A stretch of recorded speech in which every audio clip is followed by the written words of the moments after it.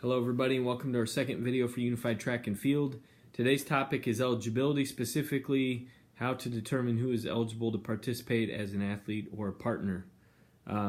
Thinking back to our first video and talking about tribes, again, this is why building the tribe, the support staff around this program is so important, and having administrators, coaches, and special educators on the same page. Specifically in today's topic with eligibility, the athletic department will rely heavily on the special education department when deciding who is an athlete and who qualifies as a partner.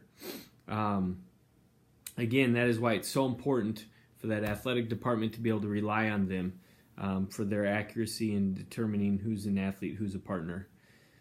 First of all, just simply, an athlete in this unified sports concept is the student that has an intellectual disability.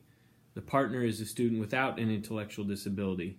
So let's talk about that a little bit with regards to how to determine who's an athlete, who's a partner. First of all, I'm pulling information straight from the Unified Sports Track and Field program info that can be found on our webpage, nsaahome.org. Click on the Unified Sports tab and you'll find it there under the Unified Track and Field tab. The athlete determination information can be found on pages 3 and 4 in the document. We simply drafted and utilized Special Olympics language with regarding eligibility, and so this is language in a process that's been used for years, and it's been used very successfully by Special Olympics.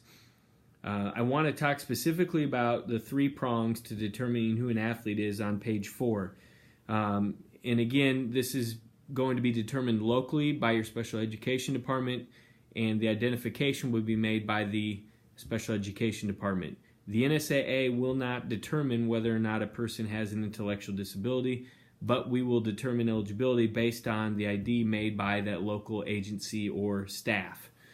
So the first prong to determining who is an athlete is simply the agency or local professional has identified that the student has an intellectual disability, and again, most likely it's on the IEP that this student has. So that's the first qualification. The second prong is or the person has a cognitive delay as determined by standardized measures such as IQ testing or other measures which are generally accepted within the professional community. So again, it's first IEP, or they have standardized measure IQ that qualifies themselves to be intellectually disabled and would therefore be an athlete. Or the third prong is the student has a closely related developmental disability, meaning they have functional limitations in both learning, such as IQ, and in adaptive skills such as recreation, work, independent living, self-direction, or self-care. There's a key piece to this third prong, though, that I want to make clear.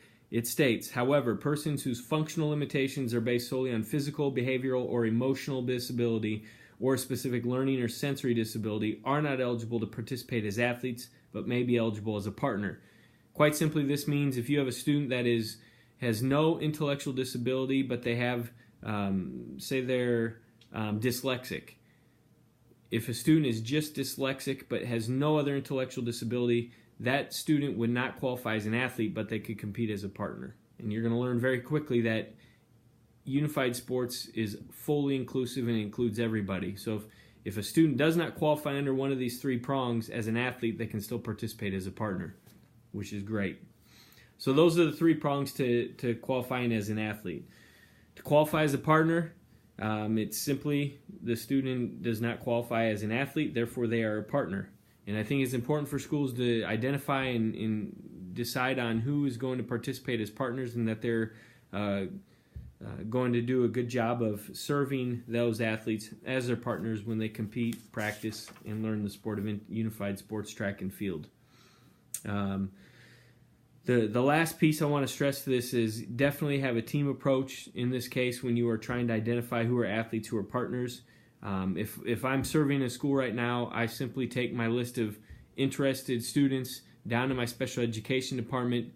They identify for me who is an athlete, who is a partner, based on the criteria we just discussed, those 3 prongs, and then I can utilize that information as I format and compose my team when setting up the entries for whether it's the 100-meter dash or the 4x4, etc.